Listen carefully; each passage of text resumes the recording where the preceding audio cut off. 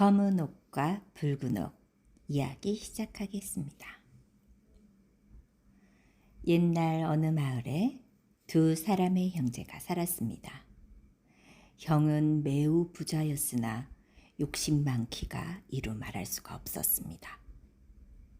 아우는 매우 가난하였지만 마음은 매우 착하고 정도 많은 사람이었습니다.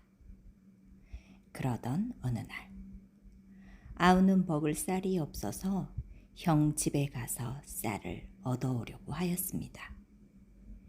그러자 욕심 많은 형은 이런지하에 아우의 청을 물리치며 내 놈에게 줄 쌀이 있겠느냐? 딴 집에 가서 알아봐라.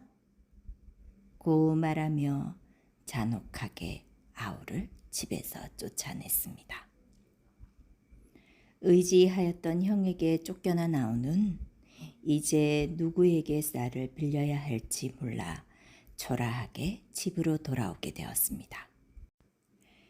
돌아오다가 길에 조 한 이삭이 떨어져 있는 것을 발견하게 되었습니다. 이렇게 감사할 수가.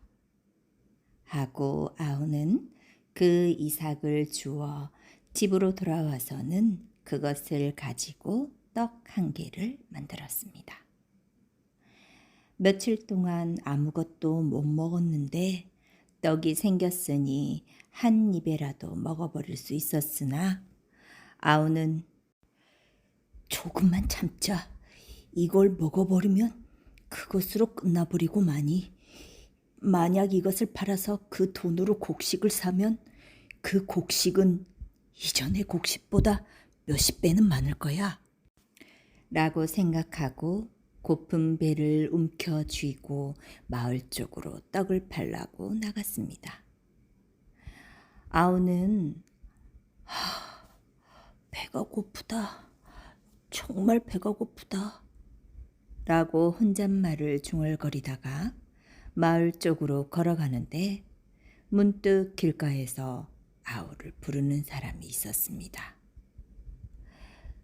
아이 봐요 젊은이. 이 늙은이 좀 도와줘요. 난 배가 고파 죽을 지경이라우.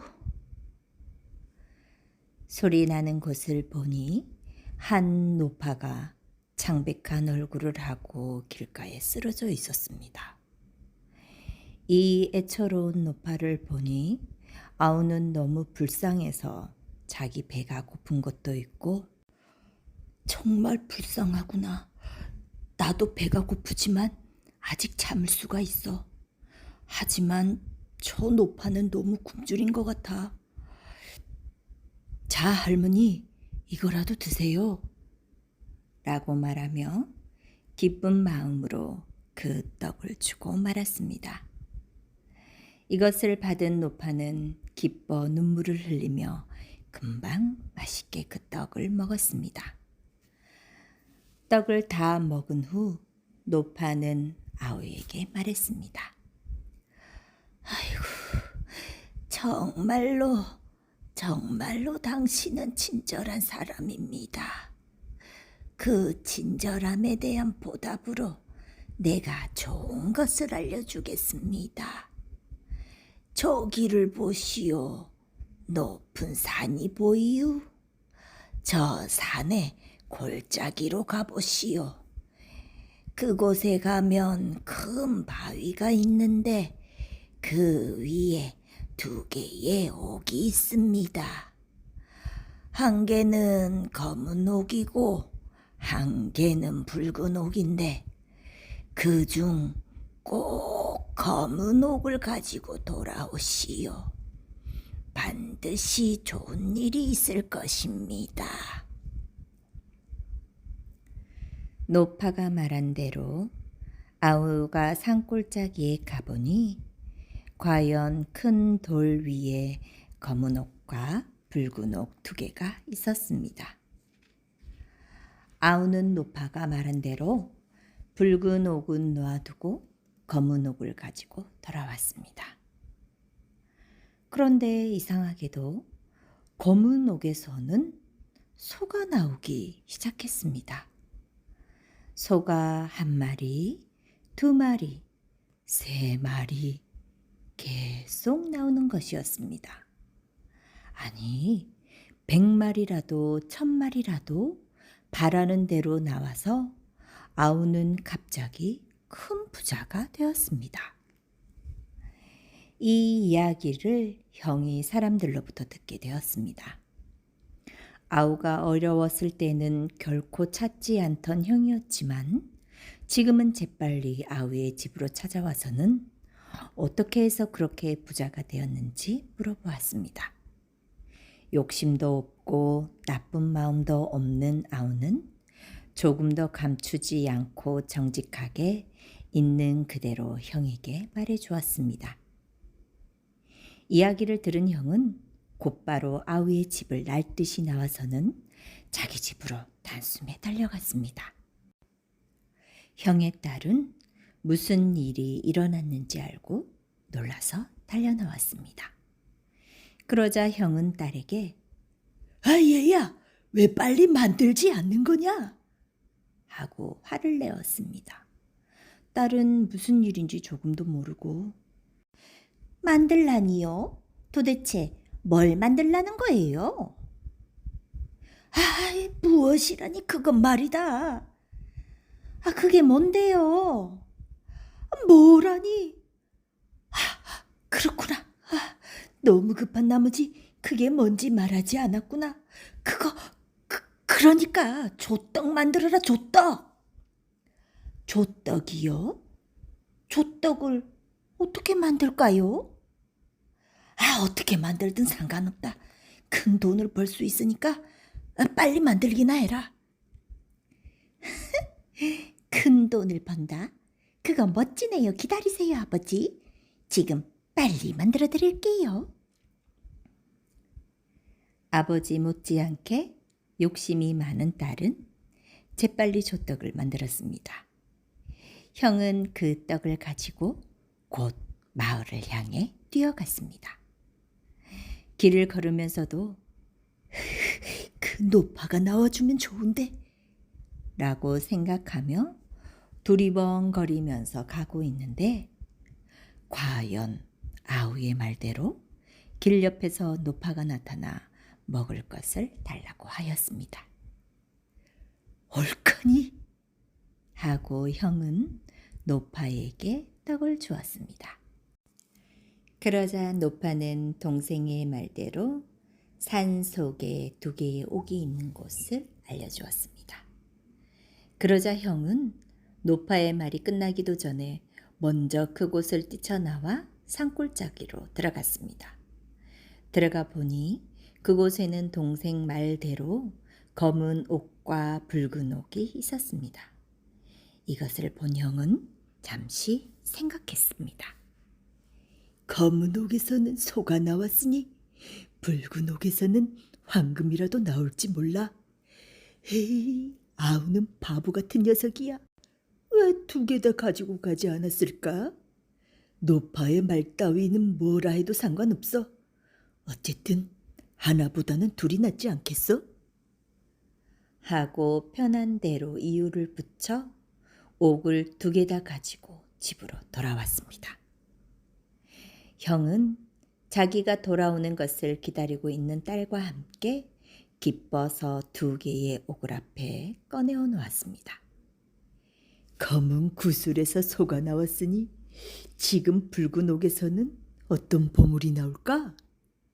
라고 말했는데 말이 끝나기도 전에 갑자기 붉은 옥에서부터 수십 수백 마리의 큰 호랑이가 나오기 시작했습니다. 그리고 부녀의 몸은 순식간에 호랑이에게 처참하게 찢겨버리고 말았답니다. 교활한 토끼 이야기 시작하겠습니다. 교활한 토끼, 고약한 토끼. 그러한 토끼는 마지막에는 어떠한 운명으로 끝날까요? 그것이 궁금한 사람은 다음의 이야기를 읽어보세요. 어느 날 호랑이 아저씨가 광주리에 7덩이의 두부를 넣어 그것을 들고 문 밖으로 나섰습니다.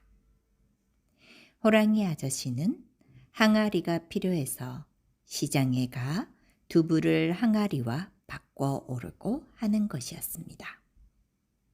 그런데 토끼가 어디선가 나타났습니다. 호랑이 아저씨는 아주 마음씨가 좋은데 비해 토끼는 더 이상 피할 데가 없는 나쁜 녀석이었습니다. 토끼는 평소 호랑이 아저씨가 마음씨 좋은 줄을 알고 있었기 때문에 호랑이 만난 것을 다행으로 여겨 무언가 재미있는 일이 없을까 생각하며 먼저 정중하게 인사를 하고 얘기를 걸었습니다. 호랑이님, 무슨 일로 외출하세요? 아, 나 말이냐? 나는 두부를 가지고 나가 누군가의 항아리와 바꿔오려고 한단다. 아, 그래요? 그런데 두부는 얼마나 갖고 가세요? 7덩이지? 7덩이라 굉장히 많네요. 그런데 호랑이님, 그렇게 많이 가져가지 않더라도 항아리는 바꿀 수 있을 거예요. 호랑이님, 부탁이 하나 있는데요. 저에게 두부 한 덩이만 주시면 안 될까요? 뭐 안 될 거야 있겠니? 정 소원이라면 내 한 덩이 주지. 마음씨 좋은 호랑이는 토끼의 말대로 두부 한 덩이를 나누어 주었습니다. 그것을 받은 토끼는 눈 깜짝할 새에 한 입에 먹어버렸습니다. 다 먹어버린 토끼는 또 말했습니다. 아, 호랑이님, 너무 맛있네요. 그래서 말인데, 한 덩이만 더 먹을 수 없을까요?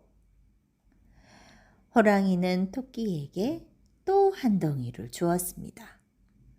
토끼는 그것도 한 입에 먹어버리고 혀를 날름거리며 코 주위까지 싹싹 핥아먹고는 또 말했습니다. 호랑이님, 이 두부는 정말 맛있네요. 제가 돈이 있다면 당장 사서 먹고 싶지만 돈이 없네요. 어쩐다. 하며 너무 먹고 싶은 표정을 지었습니다. 그러자 아기라고는 조금도 없는 호랑이는 토끼가 불쌍하게 생각되어서 그렇게 먹고 싶다면 자, 한 덩이 더 먹어라 하고 또 한 덩이를 토끼에게 주었습니다. 그러자 식욕이 왕성한 데다가 교활하기까지 한 토끼는 또 그것으로 만족하지 않고 잠시 있다가 이번에도 또 호랑이에게 말했습니다. 호랑이님, 어차피 세 덩이를 먹었는데 몇 개를 더 먹어도 마찬가지겠죠? 돈이 생기면 제가 2배로 갚아드릴 테니 조금만 더 먹게 해주시면 안 될까요? 라며 점점 말도 안 되는 소리를 하였습니다. 그러나 너무나 마음씨 좋은 호랑이는 그런 무례한 이야기를 듣고도 조금도 화내지 않았습니다. 그러자 호랑이가 화내지 않는 것을 만만하게 여긴 토끼는 어떻게든 수단을 부려 또 두부를 먹고 말았습니다. 마지막 한 덩이만 남기고 모두 먹어치운 토끼는 호랑이에게는 용무가 다 끝났다는 표정을 짓고 안녕. 한마디를 남기고는 인사치레하는 말도 한마디 없이 가버렸습니다. 참을성 깊은 호랑이는 이렇게 당해놓고도 별로 불평스러운 말도 하지 않고 남은 한 덩이 두부를 가지고 가서는 다행히 작은 항아리 한 개를 바꿔왔습니다. 호랑이가 작은 항아리를 갖고 돌아오자 또 토끼가 나타나서는 이런, 호랑이님, 이건 뭐지? 이건 말이냐? 이건 아까 남은 두부로 바꿔온 항아리지. 그렇군요. 이건 항아리다.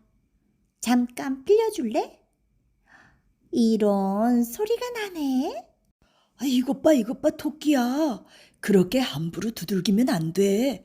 이 항아리는 깨지기 쉽단 말이야.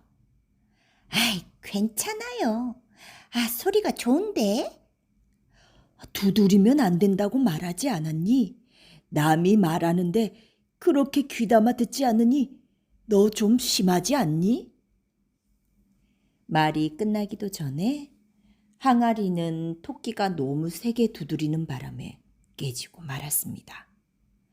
이것을 본 호랑이는 너무나 화가 나서 토끼를 잡으려고 하였으나 원래부터 고약한 토끼는 호랑이에게 잡히지 않고 먼저 재빨리 도망쳤습니다.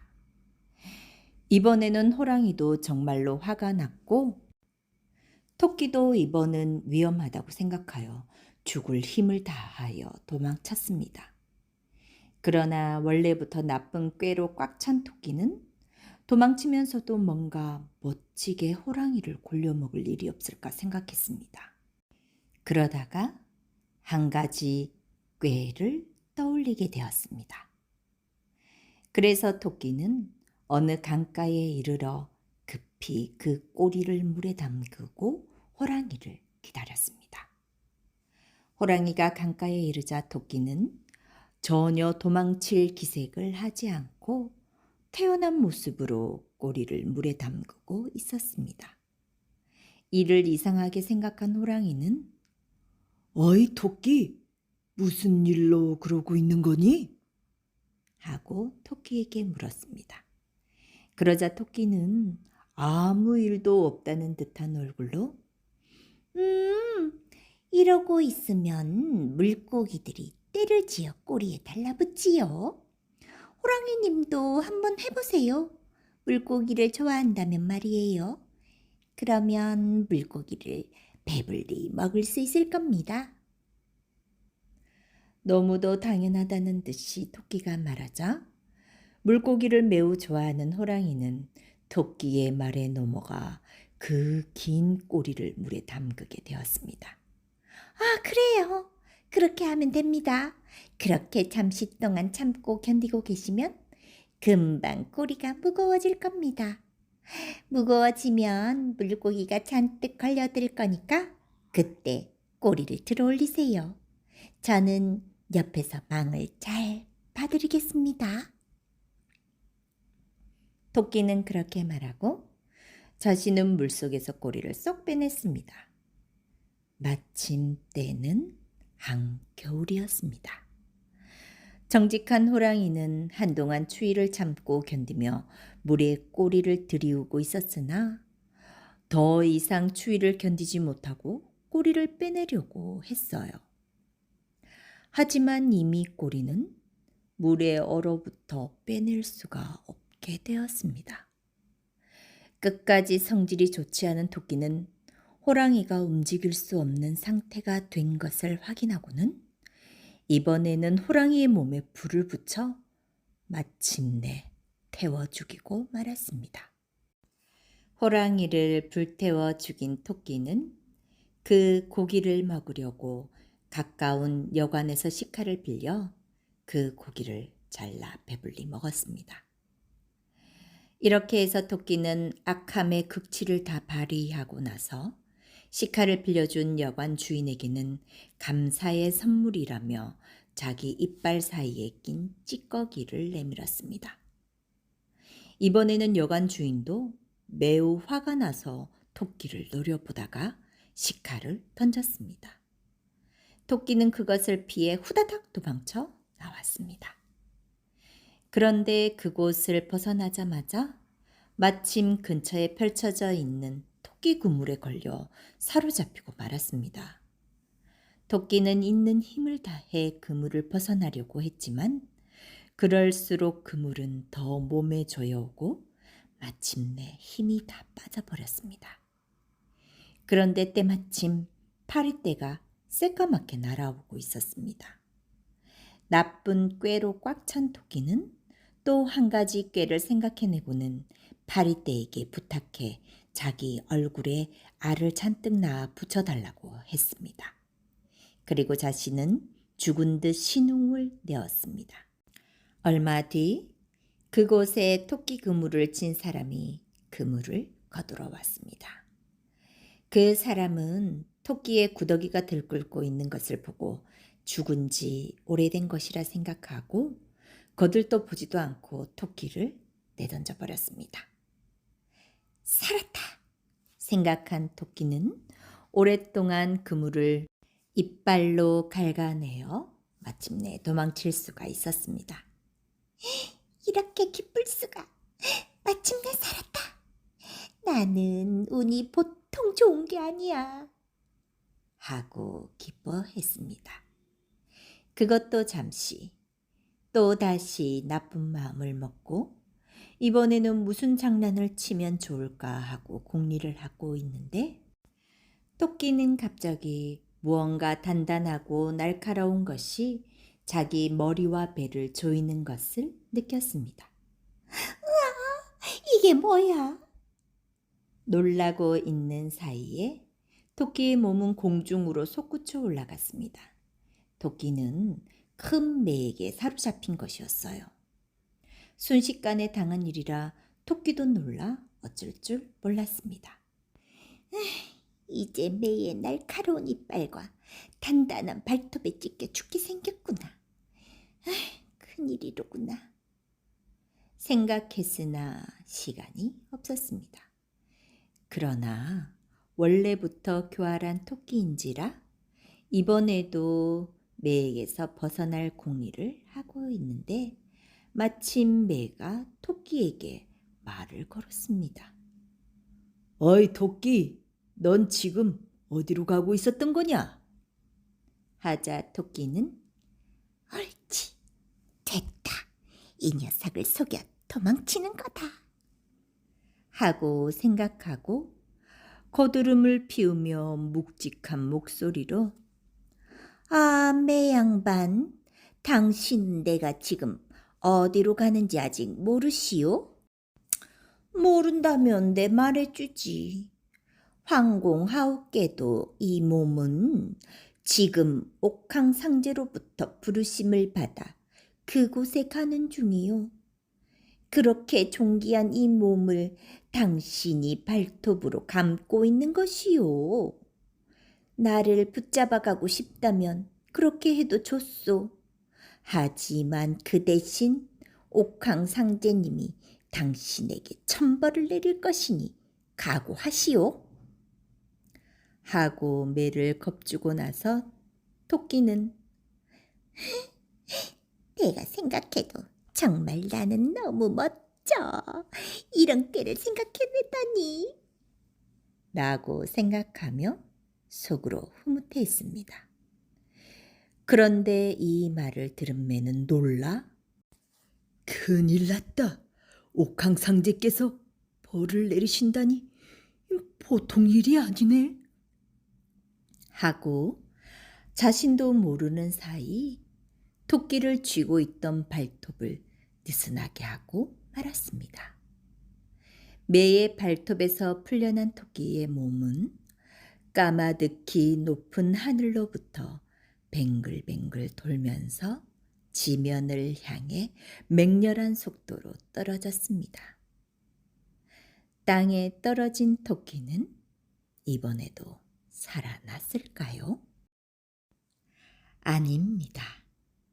이번에는 마침내 천벌을 받아 토끼의 몸은 산산조각이 나고 말았답니다. 바보 점쟁이 이야기 시작하겠습니다. 옛날 도리와 개구리라는 두 아이가 살았습니다. 두 사람은 매우 사이좋게 지냈는데 개구리는 영리하고 집안이 큰 부자였고 도리는 사람이 약간 모자란 듯하고 집안도 매우 가난했습니다. 도리가 가난한 것을 친구인 개구리는 늘 안타깝게 생각했습니다. 도리를 어떻게 해서든 부자로 만들어주고 싶은 개구리는 마침내 한 꾀를 생각해냈습니다. 그리고 즉시 그 생각을 실행으로 옮겼습니다. 개구리가 생각해낸 일은 그렇게 그럴듯한 일은 아니었습니다. 그것은 다른 게 아니고 자신의 아버지가 아끼시는 은수저를 숨긴 것이었습니다. 개구리의 아버지는 없어진 은수저를 백방으로 찾았습니다. 그러나 아무리 해도 은수저는 찾을 수가 없었습니다. 그때 개구리가 아버지께 말하였습니다. 아버지, 없어진 은수저라면 내 친구인 도리에게 점을 치면 찾을 수 있을 겁니다. 뭐라고? 도리에게 점을 쳐? 그토록 찾았는데도 못 찾은 것을 그런 바보 같은 도리가 점을 친다고 찾을 수 있겠느냐? 아니에요, 아버지. 그건 아버지가 도리를 몰라서 하시는 말씀입니다. 점에 관해서라면 천하에 도리를 당해낼 사람이 없을 겁니다. 허허, 그 바보가 천하의 점쟁이라고? 그렇다니깐요. 거짓말 같으면 한번 시험해 보시면 되잖아요.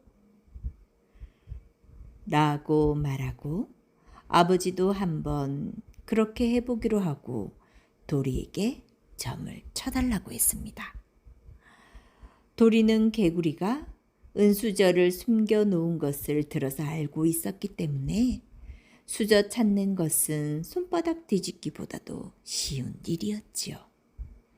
개구리의 아버지는 도리가 거기에 있을 것입니다 라고 점쳐준 곳을 찾아본 결과 과연 그 말대로 그곳에서 은수저를 찾을 수 있었습니다. 개구리의 아버지는 깜짝 놀라 정말 놀라운 점쟁이로구나 라고 말하며 감탄했습니다. 도리는 이 일을 통해서 먼저 개구리의 아버지로부터 인정을 받게 되었고 그 소문을 들은 마을 사람들은 모두들 도리를 대단하게 생각하게 되었습니다. 뿐만 아니라 도리의 소문은 마을에서 다른 마을로 전해져서 결국에는 조선 팔도로 퍼지게 되었습니다. 이렇게 되자 도리는 잠깐 사이에 석선생이라고 불리며 존경을 받게 되었고 자연스럽게 그 이름을 천하에 떨치게 되었습니다. 이렇게 개구리의 짓궂은 장난 덕분에 도리는 석선생이라는 유명 인사가 되었습니다. 그런데 마침 그때 중국에서는 큰 일이 일어났습니다. 다른 게 아니고 황제가 소중하게 지니고 있던 도장을 누군가가 훔쳐간 일이었습니다. 이에 황제는 온 나라에 명령을 내려 그 도적을 찾아내게 했습니다. 하지만 아무리 해도 그 범인은 찾아낼 수가 없었습니다. 마침 그때 석 선생의 명성은 중국에까지 알려져 중국에서는 마침내 석 선생을 불러서 그 범인이 누구인지 점을 쳐달라고 했습니다. 개구리의 조금 지나친 장난 덕분에 도리는 아무것도 모르고 천리강산을 넘어 중국까지 가게 되었습니다. 도리는 어떻게 점을 쳐야 좋을지 몰랐기 때문에 중국에 가지 않으려고 했지만 이미 석선생 하며 높이 존경을 받게 된 이상 어떻게 할 수도 없이 마지못해 중국에 가게 된 것입니다. 도리가 중국의 수도에 도착하게 되자 중국 사람들은 크게 환호하였고 황제는 조정 백관을 데리고 영접을 나오는 소동을 벌였습니다. 그러나 중국 사람들의 엄청난 환호와는 달리 도리의 걱정은 이만저만이 아니었습니다. 도리는 먼저 어떻게 점을 치면 좋을지 아무 생각도 나지 않았습니다. 도저히 방법이 떠오르지 않아 도리는 먼저 100일간만 시간을 달라고 해놓고 그 안에 반드시 도둑을 찾아내겠다고 약속을 하여 급한 대로 위기를 벗어날 수 있었습니다. 당장의 위기야 벗어났지만 어떻게 하면 좋을지 도리는 너무 걱정이 되었습니다. 그래서 한 방에 틀어박혀서는 방문 밖에 나가지도 않고 어떻게 하면 좋을지 생각에 골몰했습니다. 하지만 아무리 생각해 보아도 도리의 머리에는 묘책이 떠오르지 않았습니다. 그렇게 하고 있는 사이에 시간은 잘도 흘러 순식간에 99일이 지나고 남은 시간은 불과 하루밖에 되지 않았습니다. 도리의 걱정은 이만저만이 아니었습니다. 이래서는 도저히 방법이 없다. 세수라도 해서 머리를 맑게 하자. 라고 생각해서 세면기에 물을 담았습니다. 그때 위에서 버드나무 잎이 날아와 세면기 안으로 떨어졌습니다. 나뭇잎에는 구멍이 뚫어져 있었습니다. 이것을 본 도리는 무심코 유공엽이라고 중얼거렸습니다. 그랬는데 밖에서 갑자기 닫힌 방문을 두드리는 소리가 들렸습니다. 도리는 놀라 누구요? 라고 소리쳤습니다. 대답을 하자마자 문이 열리더니 한 사내가 나타나 무언가 크게 두려워하며 도리 앞에 엎드리며 사실은 제가 지금 말씀하신 유공엽이라는 사람입니다. 제가 그 도장을 훔쳤습니다. 당신께서 천하의 제일 가는 점수가이시기에 이번에 도둑을 알아맞추기 위해 이곳을 오셨다는 말씀을 듣고 과연 알아맞출까 어떨까 해서 수십일간 옆방에 숨어 당신의 모습을 엿보고 있었습니다. 그런데 지금 확실하게 제 이름을 점으로 알아맞추시는 것을 듣고 이제는 더 이상 숨길 수 없게 되었습니다. 도장은 제가 훔쳤습니다만 물건은 정원의 연못에 살고 있는 용꽃 뿌리 밑에 숨겨놓았습니다. 라고 자백하더니 갑자기 훌쩍 도망쳐 버렸습니다. 뜻밖의 범인을 찾게 되자 도리는 목숨을 건진 것 같이 기뻐하며 급히 이 사실을 황제에게 알렸습니다. 황제가 급히 신하에게 명령하여 도리가 말한 곳을 찾아보게 하니 과연 용꽃 밑에서 황제의 도장이 발견되었습니다. 이것을 본 궁중의 신하들은 뭔가 수상하게 생각하여 도리어 도리를 의심하여 석 선생이 도장을 숨겨놓은 것이 아닐까요? 라고 황제에게 말하였습니다. 황제 또한 도리에 점친 것을 의심쩍게 여기고 있던 터라 이번에는 도리의 능력을 시험해 보기 위해 손 안에 개구리를 쥐고는 도리를 불러 이렇게 말하였습니다. 이 손 안에 무엇이 있는지 알아맞혀 보거라. 맞추면 큰 상을 줄 것이요. 맞추지 못한다면 내 목숨을 빼앗겠다. 이 말을 듣자 도리는 놀라 자빠질 뻔했습니다. 큰 일이 아닐 수 없었습니다. 다만 여기까지 온 것도 친구인 개구리 덕분이라고 생각한 나머지 무심코 개구리, 라고 혼잣말로 중얼거렸습니다. 그러자 황제는 이 개구리라는 소리를 듣고 크게 놀라서 역시 선생은 대단한 분이십니다. 내 손 안에 있는 것은 지금 선생께서 말씀하신 그대로입니다.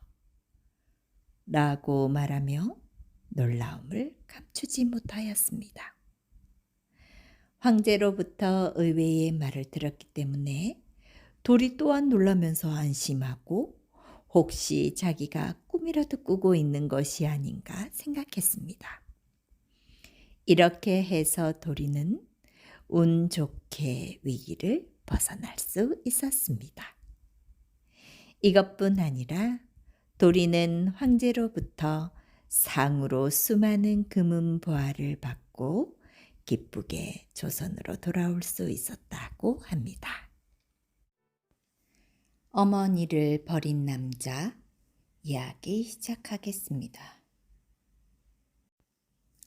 옛날 어느 아주 시골 마을에 마음씨가 고약한 남자가 살고 있었습니다. 남자는 늙어서 몸이 약해진 어머니와 참 마음씨가 착한 아들과 함께 살고 있었습니다. 남자는 아주 게을러서 집안 살림은 언제나 가난하고 힘들었습니다. 그러나 마음씨 나쁜 남자는 이렇게 가난한 것을 자신의 게으름 때문이라 여기지 않고 어머니가 누워 있기만 하고 일을 하지 않기 때문이라고 생각했습니다. 그리고 마침내는 언젠고 어머니를 남들이 모르는 산속에 갖다 버려야지 라고 무서운 생각을 하게 되었습니다. 어머니를 갖다 버린다. 아, 이 얼마나 무서운 생각입니까? 그러나 남자는 그렇게는 조금도 생각하지 않고 하루빨리 어머니를 갖다 버리는 것만 생각하고 아들을 불러 지게를 가져오게 했습니다. 집은 이처럼 가난한데 내 할머니는 조금도 일하지 않으니 어딘가 산속에 할머니를 버려두고 오려고 한다. 너는 지게에 할머니를 태워와라. 아들은 이 말을 듣고 너무도 인정 없는 아버지의 마음에 놀라고 한편으로 슬퍼져서 다만 멍하니 아버지 얼굴을 쳐다보았습니다. 남자는 또한 아들이 멍하니 자기 얼굴만 쳐다보고 지게를 가져오지 않는 것을 보고 크게 화를 내며 뭘 그렇게 꾸물거리고 있는 거냐? 빨리 하지 않고. 라고 소리 질렀습니다. 아버지에게 꾸중을 듣고 어떻게 할 도리가 없어 아들은 할머니를 지게에 올려 지려고 했습니다. 그러나 아직 나이도 어리고 힘도 약한 아들이 어떻게 지게를 지고 일어날 수가 있겠습니까? 마음은 슬프고 연약한 몸으로 다만 지게를 걸치고 눈물을 흘릴 뿐이었습니다. 이것을 본 아버지는 점점 더 화가 나서 이 나쁜 놈아! 라고 잔소리를 하고는 자신이 지게를 등에 지고 아들의 손을 잡아 끌고 산을 향해 떠났습니다. 그러나 아이는 무언가 마음에 생각을 하는 것이 있는 듯이 아무 말도 하지 않고 땅만 보고 걸어갔습니다. 오리, 십리를 가면서 길은 점점 산으로 접어들었습니다. 이렇게 두 사람은 점점 깊은 산 속으로 들어가 인적이 없는 곳에 이르렀습니다. 아버지는 자기 어머니를 지게에서 내려놓았습니다. 어머니가 땅에 넘어지듯 엎어져 있는 것을 뒤로 하고 아버지는 그대로 아들과 함께 도망치듯 집으로 돌아오려고 했습니다. 그러자 아들은 한참 동안 일어나려고 하지 않다가 이윽고 아버지가 내려놓은 지게를 등에 지고 이별을 슬퍼하며 할머니를 몇 번이고 뒤돌아보면서 터벅터벅 걸었습니다. 아버지는 될 수 있는 한 빨리 어머니를 버리고 멀리 가려고 하는데 아들은 될 수 있는 한 할머니를 버려놓은 산을 벗어나지 않으려고 했습니다. 마음이 급한 아버지는 아들의 발걸음이 늦은 것이 화가 났습니다. 그러고 보니 아들은 등에 낡고 망가진 지게를 소중히 쥐고 있는 것이었습니다. 그래서 아버지는 이끼 이놈아, 그렇게 망가진 지게를 뭐하러 가지고 가냐? 어서 가서 버리고 오너라! 라고 말하였습니다. 아들은 지금까지 아버지의 말을 한 번도 어긴 적이 없었습니다. 그러나 이번만은 지금까지 온순했던 것과는 달리 아니에요. 이건 가지고 돌아갈 거예요. 라고 아들은 단호하게 말했습니다. 생각지도 않던 아들의 대답에 아버지는 한층 더 화가 나서 뭐야 이놈아? 그걸 왜 가지고 가? 어디에 쓰려고 가져가냔 말이다! 라고 물었습니다. 그러나 아들은 가만히 있었습니다. 다만 머리를 숙이고 말없이 있을 뿐이었습니다. 아 이놈아! 뭐 하러 가지고 가냐고 묻지 않느냐? 아버지는 다시 아들을 다그쳐 물었습니다. 아들은 역시 아무 말도 하지 않고 머리는 더욱 숙이고 있었습니다. 두세 번 물어도 대답이 없자 성미가 급한 아버지는 또 화를 내었습니다. 큰 손바닥으로 두 번, 세 번 아들의 뺨을 때리며 노한 목소리로 다시 물었습니다. 응? 왜 대답이 없어? 왜 대답이 없어? 아들은 이제 대답을 하지 않으면 안 될 것을 알고 머리를 들었습니다. 아이의 눈에는 슬픈 빛이 가득하고 양 눈에서는 눈물이 뺨을 타고 뚝뚝 흘러내렸습니다. 아이는 무언가 말을 하려다 참는 듯 하더니 이윽고 결심한 듯 이렇게 말을 했습니다. 저 지게는 노인네를 버리기 위해 쓸 거예요. 이미 썼는데 뭘 또 쓴다는 거냐? 그러니까 아버지가 할머니처럼 많이 늙으셨을 때. 뭐라고? 늙은이가 되면 뭐 한다고? 아버지께서 할머니를 버리신 것처럼 또 이 지게로 아버지를 버리지 않으면 안 될 때가 있겠죠? 이렇게 말하고는 아들은 지금까지 참았던 슬픔이 한꺼번에 터져 나온 듯이 엉엉 소리를 내어 울었습니다.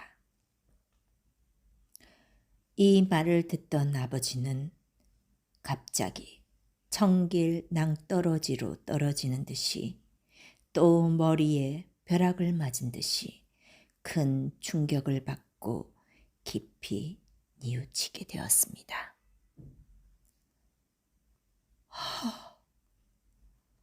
무서운 말이로구나. 이렇게 무서운 불효의 말을 한 사람이 누구더냐? 바로 내가 아닌가. 내가 불효의 장본인이다. 내가 나쁜 놈이지. 내가 나쁜 놈이야. 라고 양심의 가책을 크게 받은 듯 아버지는 지금까지 노한 마음이 한꺼번에 사라지고 아들에게 달려가 껴안으며 용서해다오 아들아. 내가 나빴다. 이 아비가 정말 잘못했다. 이제부터는 마음을 바꿔먹을 테니 안심하거라. 많이 슬펐지? 자, 얼른 할머니 모시고 집에 돌아가자. 하고 남자는 할머니를 지게 위에 소중히 모시고 한 손으로는 아들의 손을 잡고 산을 내려갔다고 합니다. 팔짝팔짝 참새 싹싹파리 이야기 시작하겠습니다. 아주 먼 옛날에 있었던 일이에요. 하루는 하늘님이 새들을 모두 불렀어요. 너희는 어떤 일을 하며 지내느냐? 좋은 일을 하면 상을 내릴 것이요, 해가 되는 일을 하면 벌을 내릴 것이다. 맨 먼저 까치가 나섰어요.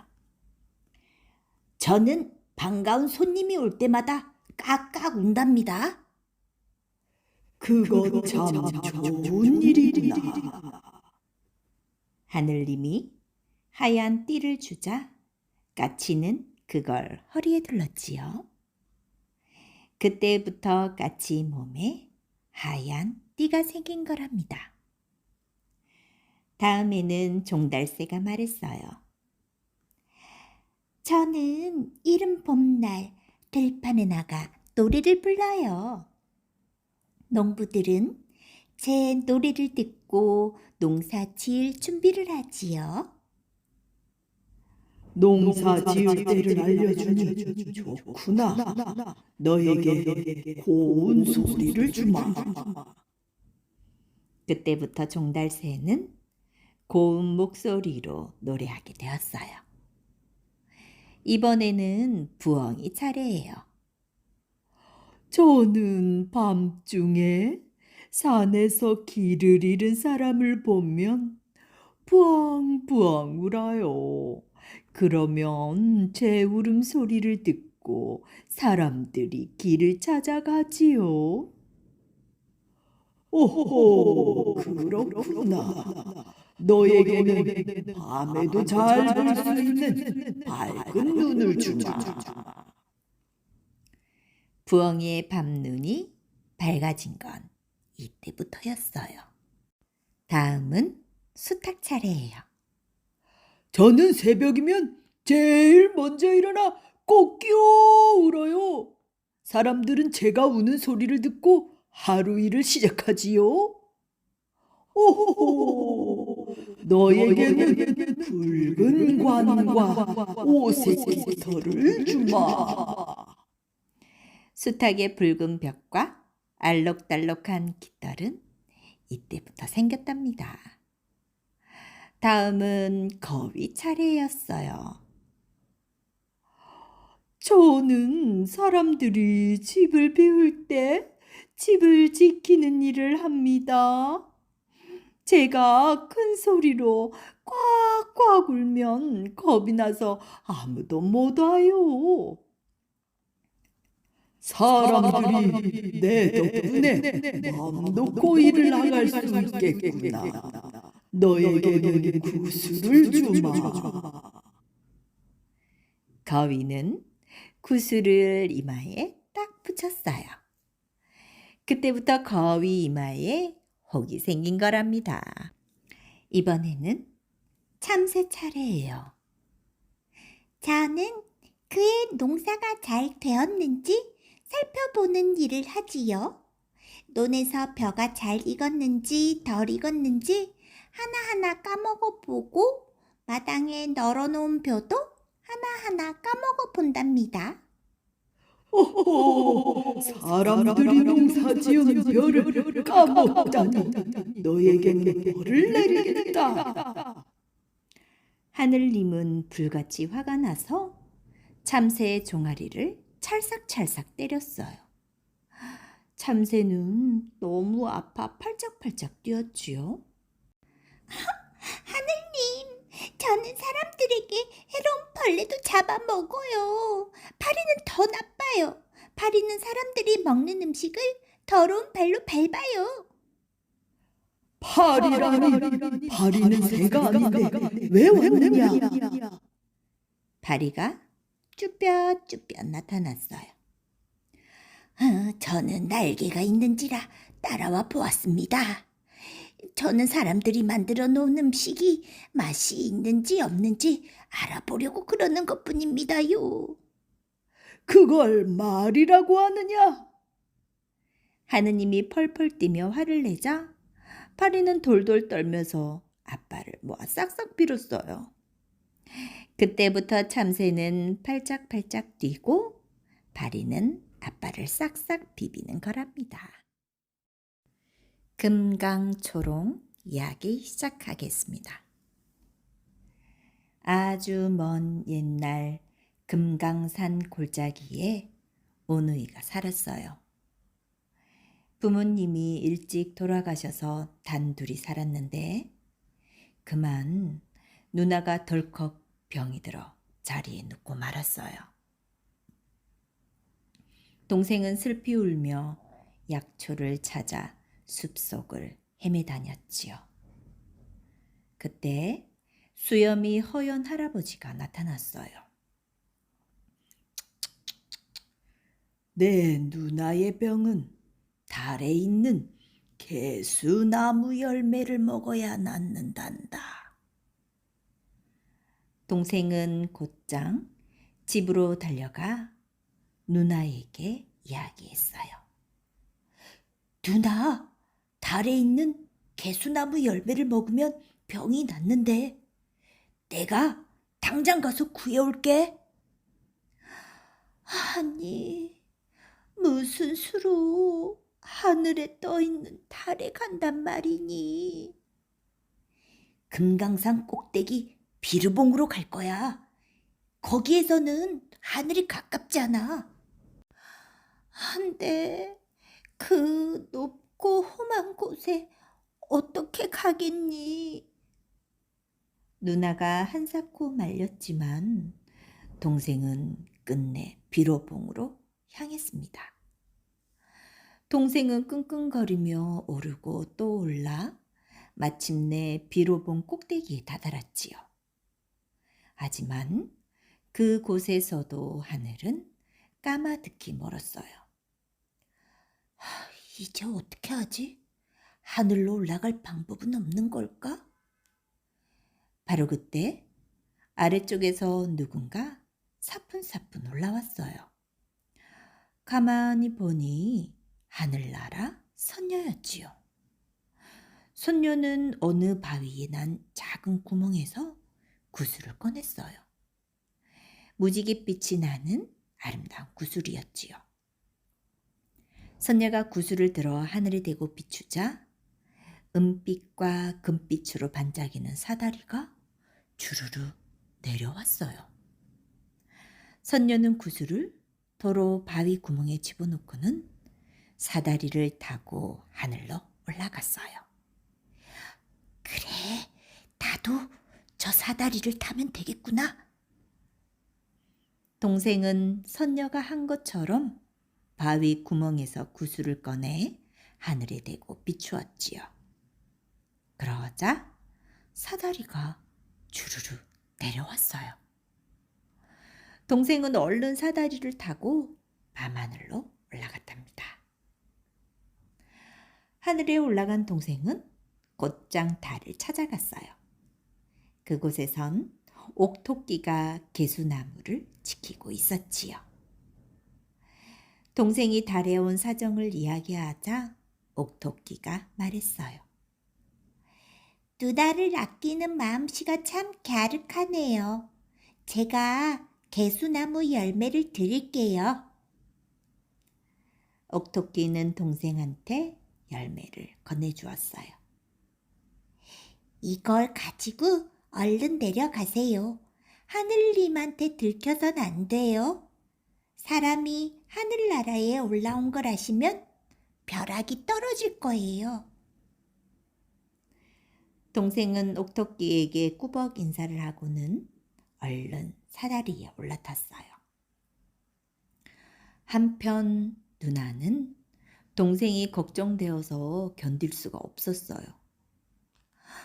밤이 늦도록 오지 않는 걸 보니 무슨 일이 생긴 게 분명해. 누나는 아픈 몸을 이끌고 집을 나섰어요. 밤길을 밝혀줄 초롱을 들고 한 걸음 한 걸음 힘겹게 발을 디뎠지요. 온몸이 바스러지는 것 같았지만 누나는 꾹 참고 비로봉을 올랐답니다. 꼭 만나야 해. 우리 동생. 그때 갑자기 하늘에서 천둥 같은 소리가 들려왔어요. 감히 사람이 하늘나라에 발을 들여놓다니 다시는 올라오지 못하도록 혼쭐을 내주마. 바로 하늘님의 목소리였어요. 동생이 하늘나라에 올라온 것을 알게 된 거예요. 하늘님은 커다란 지팡이로 사다리를 힘껏 후르쳤어요. 그러자 사다리가 우두둑 끊어지며 비로봉으로 쏟아져 내렸어요. 사다리를 타고 내려오던 동생도 함께 떨어져 죽고 말았지요. 마침 비로봉 가까이에 다다른 누나는 동생이 떨어지는 모습을 보았어요. 안 돼! 안 돼! 누나는 소리치다 쓰러져 숨을 거두고 말았답니다. 초롱을 든 채 말이에요. 세월이 흐른 뒤 누나가 죽은 자리에서 꽃이 피어났어요. 누나가 초롱을 든 모습과 꼭 닮은 꽃이었지요. 사람들은 이 꽃을 금강초롱이라 불렀답니다.